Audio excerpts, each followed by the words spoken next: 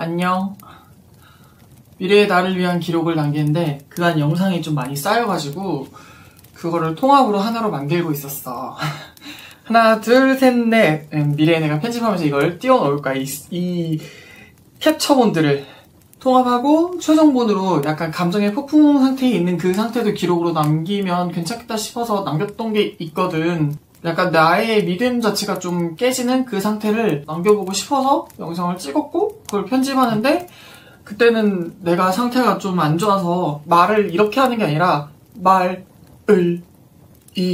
약간 랩 걸린 애처럼 그랬단 말이야. 그래서 편집하면서도 답답하다 하면서 편집을 하고 있었지만 중요한 게 이게 자꾸 싱크가 안 맞네? 그래서 어떻게 싱크가 안 맞을 수가 있지? 그냥 영상으로 찍은 걸 지금 편집하는 건데 왜 싱크가 안 맞지? 왜 이 모양이랑 이거랑 따로 놀지? 그리고 왜 이 음성 파동이 있어? 이 소리 파동이랑 왜 영상이랑 또 안 맞지? 뭐지? 그거를 겨우겨우 고쳐놨는데 또 편집하다 보면 또 그 구간이 또 나오고 이상하게 뭔가 계속 뒤로 밀리더라고. 그래서 되게 짜증나가지고 며칠 내내 고생하다가 그 전에 편집하던 것도 통합해서 한 건데 그런 결과가 나오니까 올리지 말라는 건가 보구나 세상이.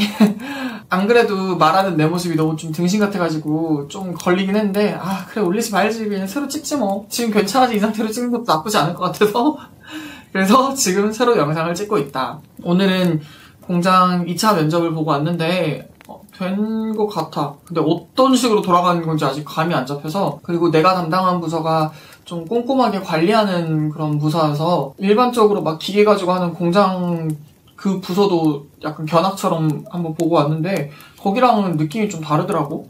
뭔가 공장이긴 한데 살짝 사무직이 뭔가 혼합된 듯한 뭔가 오묘한 느낌? 이거 해봐야 알겠지만 아무튼 그래서 나름 괜찮을 것 같기도 했어. 근데 내가 놀라웠던 건 일단 출근 2시간, 퇴근 2시간 걸리는 건 알고 있었지만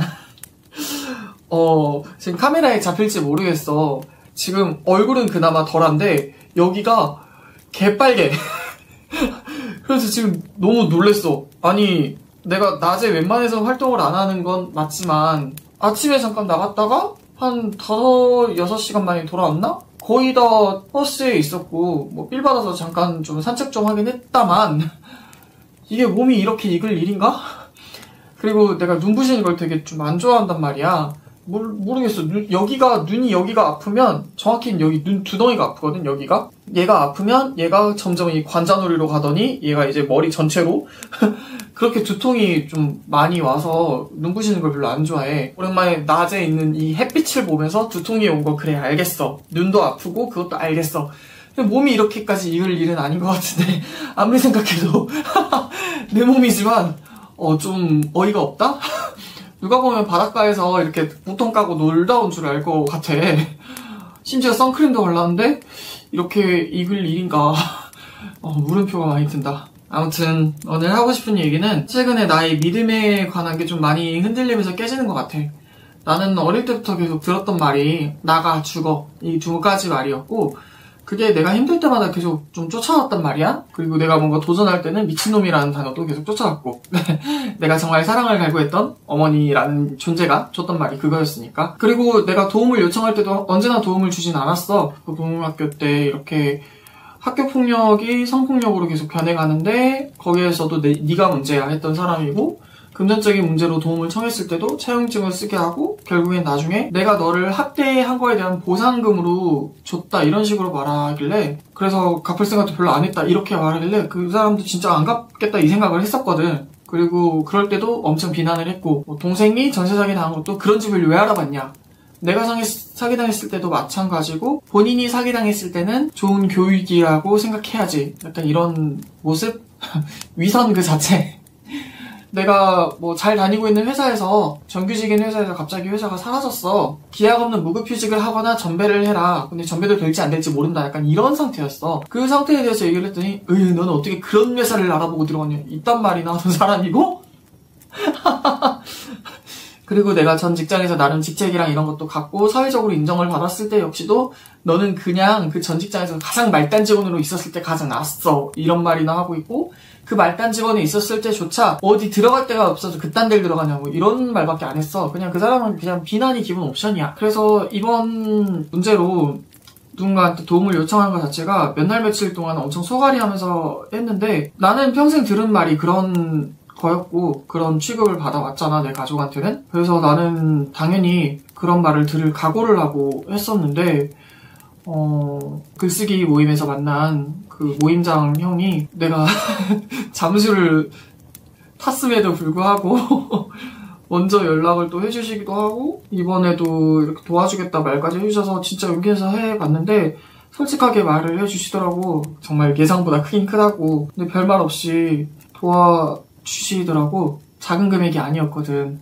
그래서 내 목표는 올해 내로 할 수 있다면 갚는 게 목표지만 안 될 수도 있으니까 일단 그래도 올해 내로는 갚아야겠다 이런 생각. 그리고 친한 누나도 금전적으로 좀 힘들어 했을 때 그 누나가 예전에 나한테 자기 집에 들어와서 살라고 그랬거든. 나도 빚이 많아서 너한테 뭘 해줄 수가 없는 상태이니까 내 집 와서 살아라. 뭐 이런 공과금이나 집세는 안 나가지 않냐 이랬었는데 그 누나가 내가 이런 상황이 되기 전에 한 일주일 전인가 만났는데 지금 집이 너무 좁아 이런 얘기 했었거든. 근데 이 상황에서 이제 내가 나 살아야겠다, 내 작품을 위해서 살아야겠다라고 마음을 먹고 나서 누나한테 얘기를 했더니 누나가 또 아무렇지 않게 집에 들어와서 살아도 된다고 하는 거야. 근데 나는 당연히 그때랑 상황이 달라졌고 누나의 마음도 당연히 변했겠다, 나는 그렇게 생각을 했는데 물론 그런 선택은 정말 최후의 보루로 안 하긴 했어. 왜냐면 나는 나의 예민함을 알고 있고 그 누나는 정말 사랑하고 아끼는 사람인데 내가 이 예민함을 혼자 있어야 그나마 좀 컨트롤이 되는데 지금도 사실 혼자 있고 싶은데 자꾸 나한테 건드는 사람 보면 진짜 너무 짜증나거든. 그 나의 이거를 존중하지 않고 자꾸 뭐 건드려서 물어보고 뭐 어떠냐 하는 거 그런 축하도 사실 받고 싶지 않거든. 그런 축하는 나는 고맙잖아. 상대가 나는 받고 싶지 않아요 하는데 주는 거는 자기 욕심을 하는 거잖아. 그래서 나는 이 나의 예민함을 너무 잘 알고 있어. 근데 같이 살게 되면 나도 이렇게 조심하는 게 당연히 생길 거고 그러다 보면 나도 이 예민함을 내가 관리하지 못하고 상대한테 풀 수가 있잖아. 그것도 내가 정말 고맙고 사랑하는 사람한테 풀 수 있잖아. 그거는 최악이야.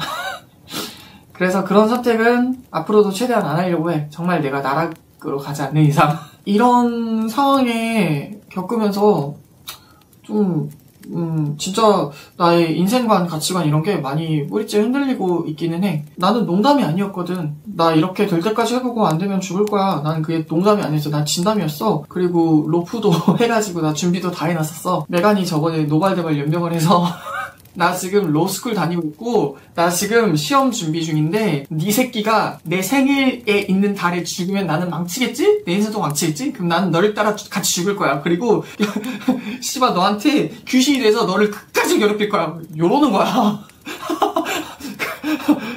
그래갖고 내가 약간 정신 나간 목소리 같아서 What the fuck? 이랬더니 걔가 6월은 뭐 아빠랬나 엄마랬나 우리 아무튼 그 둘 중에 한 분 생일이라서 안 되고 그러니까 자기 부모님 생일이라서 안 되고 7월은 아메리카의 생일이라서 안 되는데 얘 입에서 갑자기 4th of July가 나와서 독립기념일을 갑자기 나한테 왜 말하지? 했거든? 아니 미국이 독립한 거랑 한국 사람인 나하고 뭔 상관인데 이랬는데 얘가 급발진해가지고 뭐 이래서 안 되고 이 달에는 그래서 넌 죽으면 안 되고 막 이러면서 계속 그러는 거야. 그래갖고 알겠어, 나는 지금 이제 그럴 생각이 없다고 말을 한 거잖아 라고 하긴 했지만 약간 진짜로 우울해서라기보다는 그냥 덤덤하게 내가 아무리 노력해도 내 뜻대로 되지 않구나. 3년 초과 상황으로 내가 이렇게 밀어붙였고 절벽 끝까지 오게 돼서 떨어지기 직전인데 여기서 나는 떨어질 길밖에 없구나. 그럼 떨어져야겠다. 나는 좀 담담했어. 그 고뇌를 얼마나 많이 오랫동안 했겠어. 자연산인가 보다 그냥 이렇게 여기고 있었거든. 별로 두려움도 사실 그렇게 있진 않았어. 팔이 썩고 발이 썩어가니까 하나씩 잘라냈지. 몸통만 이렇게 있는 상태에서 마지막 잎새를 보고 있는데 저 잎새가 떨어지면 죽어야지 이 생각이었는데 갑자기 그 가지에서 나무 새순이 돋아난 거지. 마냥 기쁘지만은 않았어. 이거를 나보고 기뻐해야만 해 자꾸 이런 사람들도 있었는데 난 솔직히 그게 되게 주제넘는다고 생각해. 왜 내 감정을 본인들이 이래라 저래라 하는 건지는 잘 모르겠어. 아무튼 그래가지고 나는 마냥 기쁘지도 않았고 이 상황에서 현실적으로 내가 이렇게 버텨야 되는 이것도 두렵고 한마디로 12시간 공장에서 일하지 2시간 출근하지 2시간 퇴근하지 1시간 출근 준비하지 자시간도 부족한데 이제 소설 써야되지. 거기에 먹고 살기 위해서 그거는 쇼츠 작업으로 벌어야 돼, 추가 자극을. 그러니까 공장에서 일하는 건 내 빚 막는 것밖에 안 돼. 빚 막고 진짜 말 그대로 고정 지출, 월세, 공과금 이런 고정 지출 막는 것밖에 안 돼.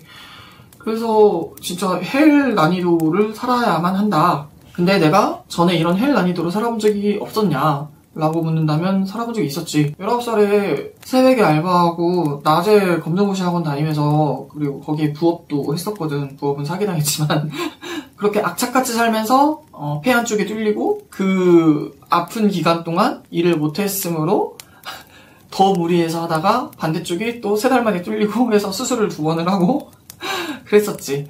근데 그때랑 다른 점은 나는 내가 원하는 것을 정확히 알고 있다는 거, 무엇을 위해 살아가는지도 명확히 알고 있다는 거. 최근에 약간 이런 나의 불안감 때문에, 원래는 좀 안 그러려고 하거든, 일부러. 내 성향이 정신이 건강하지 않을 때 사람들한테 의지를 정말 많이 하려고 하는 걸 깨닫고 난 뒤로 일부러 그걸 기피하려고 해. 근데 나도 모르게 그 짓거리를 하고 있더라고. 그래서 간혹 주제 넘는 사람들의 말을 듣다 보면 나를 아끼는 사람도 있지. 그 중에는 정말 나를 사랑하는 사람도 있었어. 나도 그 사람들을 사랑하는 사람도 있었지만 그래도 나는 그게 주제 넘었다고 생각해. 근데 그 주제를 넘게 허락한 건 또 나다.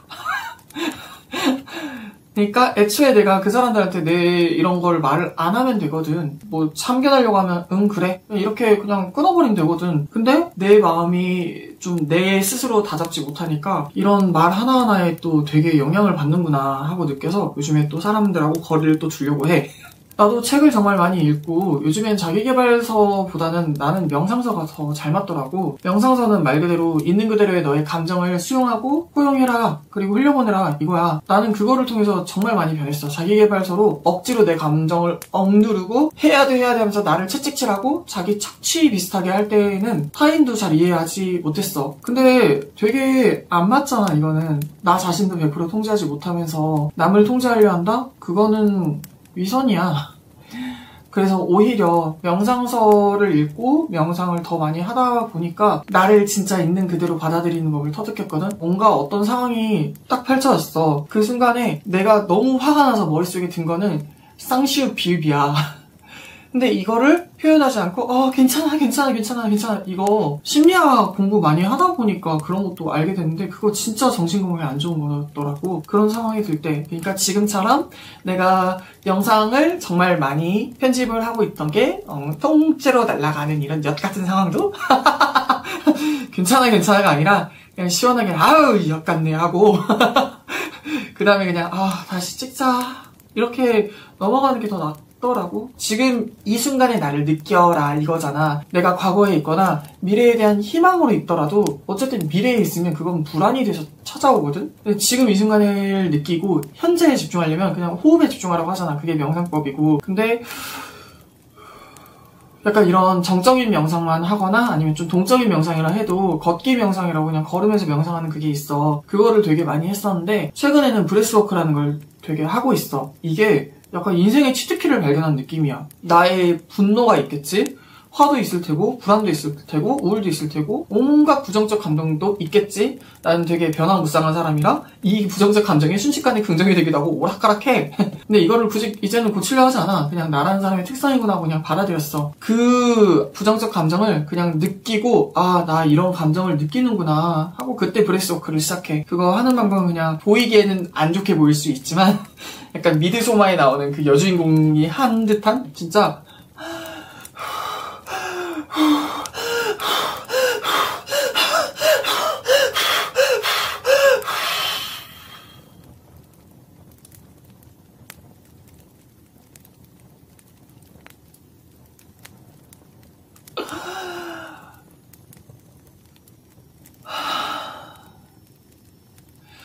지금 진짜 지금 땀난다. 지금 예시를 보여준 건데 내가 설명하기보다는 헤드버스 맞나? 그리고 후아라는 그 유튜버 두 분이 계시는데 그분들 거를 보면서 하거든. 가이드 틀어놓고 그 가이드대로 안 해. 그냥 내 쪼대로 해. 이게 말 그대로 그 분노의 감정은 격렬한 감정이야. 근데 내 상태는 격렬한 게 아니잖아. 그래서 생각만 계속 나는 거야. 그래서 이 격렬한 감정대로 그걸 숨에다 들이받쳐서 방금 한 것처럼 이렇게 하는 거야. 그리고 숨을 완전히 다 빼. 그리고 참아.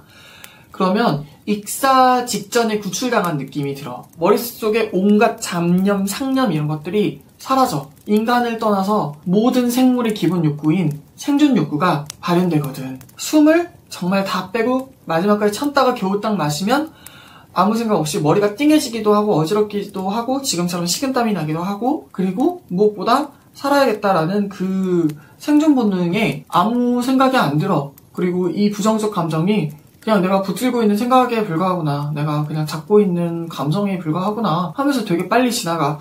그렇다고 해서 그 부정적 감정이 완전히 사라지는 거는 아니고, 애초에 부정적 감정이 존재하고 어쩔 수 없이 존재할 수밖에 없잖아. 사계가 있듯이. 그거를 뭐 억지 긍정으로 하는 거는 진짜 나랑 안 맞았고, 이렇게 흘려보내고 또 찾아올 때 또 느끼고 또 흘려보내고 이게 맞더라고. 이렇게 브레스워크 하면은 정말 도움이 많이 되더라. 최근에 발견한 나의 치트키라서 미래에 나한테 공유해주고 싶었어. 잊을 것 같다 싶으면 그걸 하라고. 물론 밖에서는 못하지. 보다시피 너무 격렬한 명상법 중에 하나라서 밖에서는 못하니까 밖에는 최대한 그냥 호흡을 최대한 내빼고 그냥 천천히 참고 정말 극한까지 안 참는 방식으로 해야 될 것 같아. 자기가 뭘 하고 싶어 하는지, 무엇을 원하는지 잘 몰라서 남의 말에 휩쓸려 사는 사람들도 엄청 많잖아. 내가 뿌리가 없었을 때 나 역시도 마찬가지였고, 남의 말이 너무 중요했어. 남의 인정이 너무 중요했고, 그 욕구로 산 것 같아. 그리고 그 욕구는 정말 나의 이기심이고 나의 욕심이란 것도 몰랐어. 내가 뭔가를 상대한테 베풀면서 그 당시에는 나도 정말 많이 베풀었는데, 그러면서 상대한테 내가 서운함을 느끼면 나는 상대한테 순수한 마음으로 베푼 게 아니구나, 내 이기심으로 베풀었구나, 이거를 깨닫는데도 좀 오래 걸렸어. 그래서 상대가 요청할 때 나는 베푸는 게 맞다고 생각을 해. 지금은 내가 그냥 호의로 한 게 상대한테는 주제넘는 거일 수도 있거든. 그래서 누군가한테 베풀 때도 나는 그렇게 생각해. 나의 이기심으로 너를 돕고 싶다. 그렇게 해야 상대한테 바라는 마음이 안 생기더라. 그러니까 내가 너를 돕는 거는 내 기분이 좋아지니까, 이 생각으로 해야 아무것도 안 바라고 그냥 베풀게 돼. 그리고 실제로 나도 왜라는 질문을 좀 철학적인 성격이라 많이 달고 살아. 누군가는 그걸 왜 궁금해? 그냥 시키는 대로 해 하는 사람도 되게 많지, 사회에서는. 근데 이 왜라는 질문 속에 정말 고달픈 과정이 있지만, 때로는 몇 년이 걸리지만, 거기에서 해답을 찾으면 삶의 목적이 되게 뚜렷해진다? 이번에 진짜 나한테 뭔가 내 가슴을 울리는 이런 도움을 준 사람들은 왜라는 답에 해답을 자기들이 줘버리더라고. 내 성격을 알아서 그런지. 아까 그 집에서 같이 살라고 한 누나는 그 얘기까지 했어. 내가 도대체 누나는 나한테 왜 이렇게까지 해? 이런 식으로 얘기를 했었더니, 몰라, 죄책감일 수도 있지. 너가 죽었는데 내가 최선을 다하지 않고 너를 보냈으면 살아야 있는 내가 얼마나 괴롭겠어. 네 말대로 나는 너가 떠나고 나서 나는 어떻게든 살아가겠지. 근데 이렇게라도 너를 돕지 않으면 내가 얼마나 괴롭겠니? 이런 얘기도 하기도 했고, 나를 도와준 그 형 역시도 어쩌면 미래에 네가 너무 잘 될 수도 있잖아. 투자라고도 생각하는 것도 있어. 약간 그냥 내 성향 때문에 웃으라고 한 소리일 수도 있지만 모르겠어. 그래도 다른 그런 답을 주는 사람들이 조금 더 마음이 편하더라. 그리고 그 왜, 이거가 좀 나의 원동력이 되기도 하고, 내가 컨텐츠 만들 때도 많은 도움이 돼. 예술이라는 그 창작을 할 때도 이 캐릭터가 왜 이렇게 할까 하면은 서사가 쉽게 만들어지고, 컨텐츠도 왜 얘네는 이렇게 할까 하면은 컨텐츠도 쉽게 만들어져. 또 어떤 책에서 너는 그 사람이 되고 싶어? 그 사람은 너가 원하는 삶을 살고 있어? 근데 왜 그 사람 말을 들어? 쌩까? 이거는 명상서가 아니라 자기계발서에서 나온 내용인데 너무 맞는 말이라서 확 와닿더라고. 되게 무모한 도전을 하는 부부의 얘기였어. 그 부부가 정말 많은 노력을 하는데 그 두 사람을 아끼고 아끼는 사람일수록 참견, 조언, 오지랖 이게 엄청 많았다는 거야. 근데 중요한 건 자기들도 그 사람들을 좋아하지만 자기들은 그 사람들의 삶을 살고 싶지 않아 했어. 그래서 쌩깝대. 그리고 보란듯이 그 사람들은 잘 되지. 그게 정말 마음에 와닿아 있었는데 내가 그걸 잠깐 잊고 있었어. 그러니까 내가 지금 하고 있는 나의 이런 수많은 도전들 있잖아. 유튜버도 그렇고 작가도 그렇고 이런 것도 그렇고 저런 것도 그렇고 뭐 많잖아. 많은 이런 게 있었어. 그냥 나는 그냥 얘기를 했을 뿐인데 상대는 뭐 야 그런 옷을 입고 하면 안 돼. 편집을 어떻게 해야 돼. 시는 이런 식으로 해야 돼. 글을 쓸 때 어떻게 글 써야 돼. 뭐 오만 그런 거? 그러다가 문득 깨달은 거지. 잠깐. 너가 유튜버야? 너가 작가야? 너가 이거야? 너가 요거야? 이런 거? 그리고 나는 저 사람이 부러워? 난 저 사람의 삶을 살고 싶어? 아니, hell no. 그러다 보니까 참 의미가 없구나 이런 생각이 들어서 어느 순간부터는 이제 사람들한테 웬만해서 내 얘기를 잘 안 하게 됐거든. 살아야겠다라고 마음을 먹었는데, 그러니까 나를 위해서도 아니야, 내 작품을 위해서. 작품이 나오려면 산모가 나와줘야 세상에 나올 거고, 그리고 나왔더라도 얘가 진짜 상품으로서, 작품으로서 뭔가 이렇게 되기까지는 또 얘를 길러줘야 돼. 엄마의 마음으로 아이가 자랄 때까지 길러줘야 돼. 기왕이면 좋은 방향으로 갔으면 좋겠지만 이것도 뭐 내 뜻대로 안 될 수도 있겠지. 그래도 노력은 해봐야 될 거 아니야. 그 생각으로 내 작품은 진짜 나의 자식 같은데 나는 자꾸 내 엄마가 했던 말만 얘한테 계속 하고 있었네? 왜 이렇게 했어? 왜? 그러니까 그냥 순수한 왜 물음표가 아니라 왜 이렇게 했어? 그 비난의 왜 있지. 거기에다가 진짜 걔 쓰레기 같다. 이런 걸 누가 봐. 막 이런 식으로 오만 악담을 퍼부었어. 내가 잘한 그대로. 근데 어느 순간 내 엄마 같이 행동하고 있었다. 이 작품들은 내 자식 같은데 내가 비슷한 짓을 하고 있었네. 나에게 깨달음을 준 아이한테 내가 비슷한 행동을 한 뒤로 깨달음이 오고 나서 사람한테는 그런 짓을 안 하는데 정작 내가 정말 사랑하는 내 예술의 이짓거리를 하고 있었구나. 그러고 나서 좀 마음을 많이 비웠어. 그렇지만 약간 그 혼란기, 이 믿음이 뿌리째 흔들리는, 당연히 부모 가족도 외면한 이 아이를 그것도 내가 적은 나이가 아니고 33살이나 된 성인을 쌩까도 사실 이상할 게 없잖아. 근데도 발버둥 치고 오히려 나보다 더 나를 살리려고 하는 사람들을 보면서 뭔가 내가 공공재가 된 느낌? 약간의 죄책감도 느꼈고. 웃긴 게 내 성격을 되게 잘 알고 있고 오랜 사이일수록 나한테 그런 참견하기 전에 되게 고민을 한다는 걸 느꼈어. 배관도 그렇고 아까 집 그 누나도 그렇고 그 사람들이 그 얘기 하기까지 내 성격을 아니까 자기가 나한테 어떤 말을 하면 내가 그걸로 고뇌한다는 걸 알아서 그런지 또 내가 요청할 때만 말을 해줘서 고맙더라고. 요청 안 하는 잔소리는 명절 약간 용돈 주고 뭐라 하는 어르신들 약간 그 느낌이잖아. 그냥 용돈 안 받고 그냥 그 어르신도 안 보고 싶은 그런 마음이 들게 하는 사람도 있었고, 그리고 뭔가 누가 나를 침범하는 느낌이 들면 그냥 얘기를 하려고.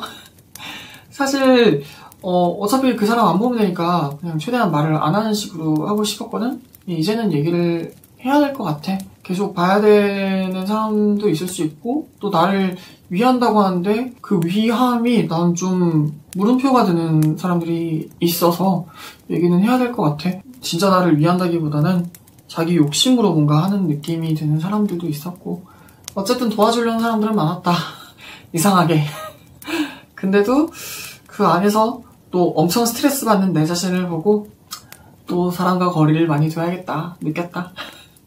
이거야 뭐 나 혼자 유튜브에서 샬라샬라 하는 거니까. 또 이렇게 유튜브에 샬라샬라 하는데 막 이거 보고 또 막 컨택하는 사람도 있고. 근데 그 사람들 때문에 내가 나를 위해서 이건 하고 있는데 이거를 안 하기에는 그게 더 안 맞는 거잖아. 이건 나를 위해서 계속 하고 있고, 그리고 쇼츠 컨텐츠도 좀 방향을 바꿨어. 사람들을 위해서 한다고 생각하니까 내가 너무 괴롭더라고. 언제나 그 내 가치관이 사람들을 위해서 움직이는 순간부터는 항상 고통이 되더라고. 그래서 나는 그냥 받아들였어. 나는 그냥 이기적인 새끼다. 이기적인 놈이고 내 가치관에서 사람은 우선이 아니다. 그러니까 내가 어렸을 때 내가 사람이 가치관이 우선이 아니었어. 뭐 가족, 건강, 우정, 사랑 뭐 별별 다 있잖아. 나는 그게 다 후순이었어. 난 항상 내 꿈이 1위였어. 근데 내 꿈은 예술이야. 내 이 머릿속에 보이는 걸 표현하고 싶다. 현실로 만들어 오고 싶다. 이게 항상 꿈이었는데 나름 치료라는 걸 받고 난 뒤로 이게 완전히 사라진 거야. 꿈을 이루니까 나는 누군가의 꿈속에서 움직이고 있더라고. 그것도 죽을 힘을 다해서 몸이 진짜 망가지고 정상적인 뭔가 생활이 힘들 정도로 아무도 그렇게까지 하라고 안 하고 오히려 말리는데 거기에 가장 높은 사람보다 내가 더 발벗고 나서고 몸이 망가질 때까지 했으면 어떻게 했겠어. 휴무일에 자꾸 나가고 미친 거지. 근데 그 원인을 찾았어. 내 꿈이 없어지니까 남의 꿈을 위해서 나의 젊음과 나의 시간과 나의 에너지를 이렇게 불태우면서 산다. 그래서 나는 지금 나를 되찾고 내 가치관도 다시 되찾았어. 1순위는 무조건 예술이야. 후순위에 있는 사랑이든 우정이든 어떤 것이든 좀 상대가 이해를 하지 못하더라도 나도 그들이 이해가 안 되는데 나는 비난 안 하잖아. 상대가 뭐 사랑이 우선이야, 뭐 난 사람이 우선이야 이러는데 나도 이해 안 돼. 근데 비난 안 하잖아. 나도 당연히 이해 안 돼. 근데 나는 나름 존중을 해서 그냥 입을 닫은 거야. 나도 비난하려고 할 수 있어. 근데 그걸 모르는 사람들이 되게 많더라고. 말 못해서 안 하는 건 아닌데 안 하는 건데. 그런 거? 약간 내 가치관이 항상 꿈이기 때문에 이거대로 그냥 사는 게 맞을 것 같아. 좀 이기적일지라도 어차피 나는 그게 사람이 별로 우선이 아니거든. 그들이 도와줘서 뭐 어쨌든 나는 사실상 약간 생명 연장을 하게 된 것도 맞지. 맞지만 내가 진짜로 그들 때문에 살고 싶다 한 건 아니야. 정말 대문자로 아니야. 내가 그들의 도움으로 내가 생명 연장선을 이렇게 딱 꽂았지만 내 삶의 의욕을 찾은 건 예술 때문이야. 단호하게. 그들이 아니야. 사람이 아니야. 내 작품이 현실로 나오기 직전이고 누군가는 내가 정말 싫어하는 첫 작품을, 내가 정말 혐오하는 그 작품을 가치를 봐주는데 여기서 엄마가 아기 상태인 작품을 두고 죽어버린다?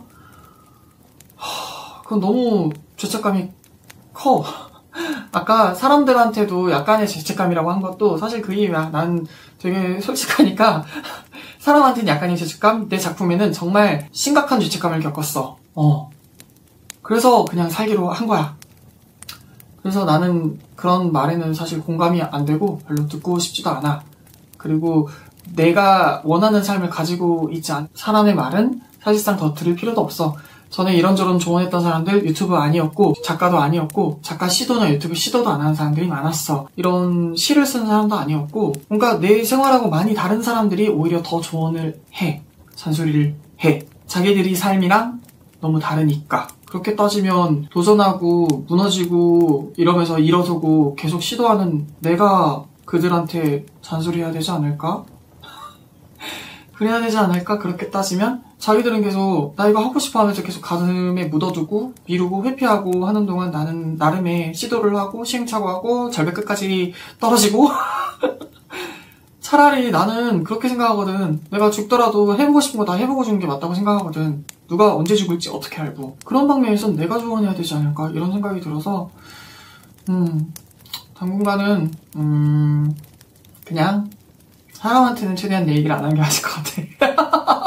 거리를 좀 두고 내가 보통 건강하지 않을 때 이렇게 조언을 구하기도 하고 그들의 조언을 내가 허용하기도 하니까.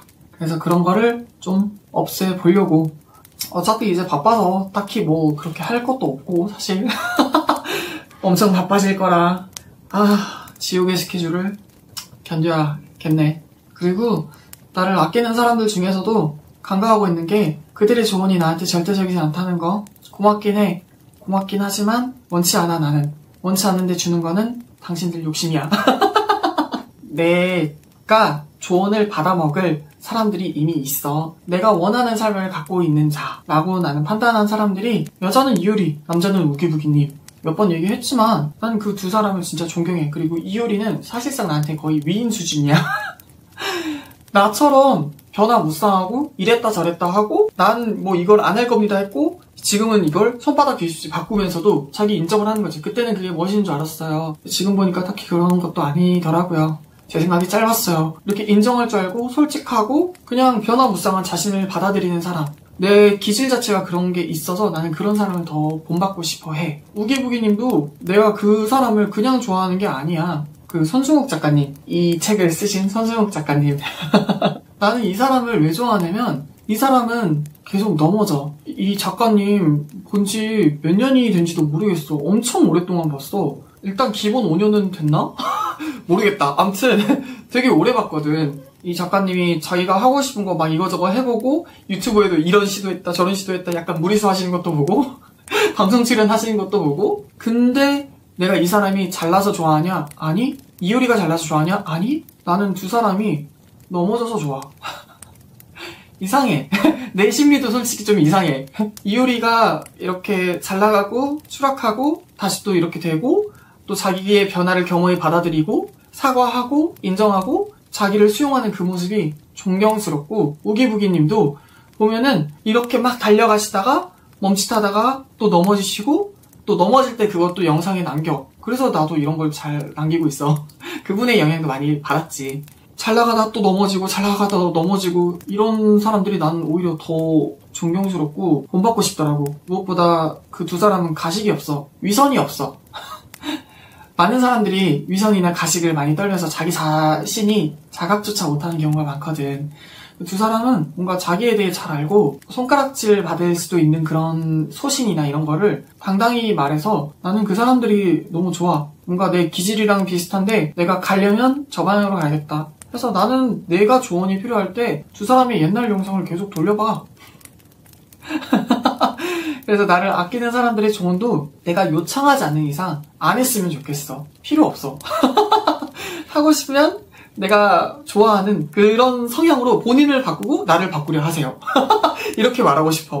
지금 나한테 조언하는 거는 자기 말이 맞으니까 자기 뜻대로 나를 바꾸라 이런 무의식의 전제가 담겨 있는 거거든. 본인들은 잘 모르는 것 같지만 진짜 딱 필요할 때, 그러니까 내 관점이 아니라 나는 그 T 누나한테 한 번씩 일부러 팩폭을 맞거든. 내가 나한테도 쳐맞고. 그 이유는 내가 절대 볼 수 없는 관점을 가진 사람들이고 나의 성향도 잘 알고 있는 사람들이라 일부러 요청해서 쳐맞으러 가. 그러면 좀 정신이 좀 트이기도 하고 그러거든.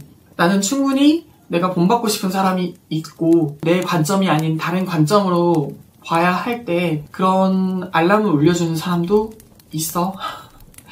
좀 뭔가 나답지 않게 사람한테 치댔더니 좀 이런 나도 좀 혐오스럽고 해서 이렇게 남기고 있어. 미래에 너도 아마 그렇게 될 수도 있겠지, 수민아? 나의 이 폭풍이 내가 감당을 못할 정도로 또 올 수도 있지. 삶이 어떻게 될 줄 알고. 그래도 지금 일단 치트키 얻었잖아. 브레스워크. 진짜 이건 정말 쌉 치트키. 그것도 그거고 살아갈 이유를 정말 명확하게 찾았잖아. 사실 난 지금 죽어도 별로 여한이 없지만 내 작품을 위해서라면 지금 죽으면 안 돼. 이 마음이야. 덥다. 이런 나의 이기적인 나도 그대로 받아들일 수 있고 또 뭔가 내 성향을 아는 사람들은 항상 그렇게 얘기하더라고. 힘들 때 말해. 그러니까 자기들이 먼저 나한테 이래라 저래라 하지 않고 내가 생각할 시간을 주더라고. 아무튼 그렇다. 그래서 그냥 나답게 최대한 살고 나의 가슴속 이런 응어리도 많고 하니까 무엇보다 진짜 작품 나올 때까지는 살아야겠어. 근데 이 작품이 이 한 작품이 아니라 이거 말고도 가슴속에서 거의 유산한 애도 있지. 그리고 유산 직전까지 간 애도 있을 거고 살짝 세상의 빛을 보려다가 사라진 애도 있고 내 손으로 저 파가지고 무덤에 묻은 애도 있고 살아있는데 작품을 위해서 살아야 될 것 같아. 나는 그런 짓을 하면 예전에 쓴 시가 있고 예전에 영상 찍으면서 올렸었는데 살인자가 된 듯한 기분에 너무 괴롭거든. 이 괴로움을 없애야 돼 계속 이렇게 했는데 그거는 정말 안 좋은 방법이더라. 심리학 공부를 하면서 정말 안 좋은 방법이란 걸 또 터득했고 그냥 나의 기질은 이런 거구나. 나는 이런 거를 표현해야만 살아있다고 느끼구나. 살아있고 싶은 원동력 역시 이런 거구나 하면서 그냥 그대로 받아들이려고. 이거를 이해하지 못하는 사람은 그 사람이 떠나도 사실 아쉽진 않아. 사람에 목매진 않아서. 내 주변에 남아있는 사람들은 이런 내 성향을 이해를 해주더라. 내가 봐도 나 참 이기적이고 그런데도 이해를 해주더라. 그 사람들 말에 따르면 내가 뭐 고민도 잘 들어주고 위로도 잘해주고 뭔가 다정다감한 이런 것도 있고 나만의 매력도 이런 게 있대. 자기들이 하지 못하는 거를 계속 시도하는 그런 것도 있고 뭐 이런저런 이유가 있긴 있더라고. 그래도 나 같으면 나랑 친구 안 해. 그래서 내가 뭔가 나하고 좀 뭔가 기질이 비슷해 보이는 방구를 싫어하는 것도 있고 좋아하는 시트콤이나 뭐 영화나 그런 데서 나하고 기질이 비슷한 애가 있으면 난 좀 되게 싫어하거든. 나 같은 몽상가만 세상에 가득 있다면 세상은 굴러가지 않아. 근데 또 현실주의자, 사업가 이런 스타일의 사람들만 있다면 세상은 변하지 않아. 서로 반대돼서 끌리는 거일 수도 있겠다 이런 생각도 있고. 아무튼 약간 그 감정의 소용돌이 속에서 남기고 싶었는데 내 욕심이었던 것 같아. 그냥 파일 자체가 뭔가 어디가 마탱이가 간 건지 도대체 왜 맛이 간 건지는 정말 모르겠지만 그래도 이렇게 할 수 있다는 게 참 다행이다. 나의 마지막 동아줄이라고 생각하고 정말 나한테 악영향만 주고 항상 죽고 싶게끔 만드는 그 엄마라는 존재를, 그 썩은 동아줄을 억지로 붙잡고 있었는데 이 동아줄을 놓고 바닥에 떨어질 때쯤에 나를 도와주는 이런 에어백 역할을 해주는 사람들이 이렇게 많을 줄 몰랐어. 그리고 에어백이라는 뜻은 내가 그들한테 출혈을 줬다는 뜻이기도 해. 금전적으로도 그렇고 감정적으로도 출혈을 준 게 맞지. 특히나 내가 아끼고 상대도 나를 아끼는 사람일수록 나의 이런 불안정한 미래를 보면서, 그리고 내가 도움도 받고 싶어 하지 않아 있으니까 그걸 보면서 그 사람들도 좀 상처를 많이 받았겠지. 그래도 그 썩은 동아줄 놓고 이 에어백이 터지면서 내가 사람들한테 좀 의도치 않게 상처도 주고 나도 좀 다쳤지만 내가 다시 일어날 수 있게 돼서 다행인 것 같아. 내가 이해가 되지 않아 무슨 말을 하고 싶은데 꼭 참고 내가 요청할 때만 조언을 해주고 평상시에는 나를 바꾸려 하지 않는 사람들, 참 고맙다. 잘 돼서 뭐라도 해주고 싶어. 잘 될진 모르겠지만 지금 뭔가 내 인생이 이상하게 풀려가고 있어. 내 예상하고 전혀 다르게. 요즘에 혼자 챗GPT로 사주 보는 법을 파악해가지고 만세력 캡처해가지고 보면 얘가 좀 정확하게 나오거든. 그래서 그거 할 때 계속 물어봤었거든. 4월에 5월에 내가 살아있을까 했는데 계속 살고 돈 벌 기회가 생긴다는 거야. 그래서 아씨 약간 이랬거든. 근데 내가 바라는 대답은 그게 아니었거든. 너 죽어. 죽을 위험이 매우 높아. 이 말 하길 바랬거든. 왜냐면 33살 이전에는 계속 그런 얘기 계속 들었으니까. 뭐 10대 때도 안 죽은 게 용하다, 20대 때도 안 죽으니 다행이다 이런 얘기 계속 듣다가 뭐 33살에 네 인생 바뀐다 이런 얘기를 들었는데 이러면서 바뀌게 되는 건가 싶기도 하고, 8월에는 돈을 번다고 하는데 진짜 벌지 한번 지켜보자고. 이제 나의 작품도 쓰고 영상 편집도 해야겠어. 그 전에 찍어둔 다른 영상들도 이제 너무 오래 묵혀두면 얘네가 썩는단 말이야. 다시 찍어야 될 가능성이 높을 것 같다. 메간에 대해서 영어로 샬라샬라 한 것도 아마 재촬영 재편집을 할 듯. 그러니까 이게 생각날 때 바로 해야 돼, 수민아. 딱 생각날 때 바로 해야 돼. 회피하는 시간 동안 얘가 썩어. 알았지? 그리고 공장도 어떻게 될지 모르겠고 잘 버틸지 모르겠지만 난 이제 버텨야만 하는 이유가 생겼다. 악착같이 버텨야만 하는 이유가 생겼다. 그것도 첫 작이라 더 의미가 깊어. 두 번째 작이 더 잘 됐는데 뭐 디리토에서 프로모션도 받고 무료연재에서도 반응도 더 좋았으니까. 근데 왜 하필 첫 작이자고 되게 물음표가 많았는데 아마 그 출판사에서는 내 진심을 봤을 수도 있겠지? 근데 첫작 솔직히 좀 무섭거든? 나의 트라우마를 싹 다 담았고, 이 첫작 집필 과정이나, 첫작에 대한 소개도 이 유튜브에 이미 올려놔서. 젠장.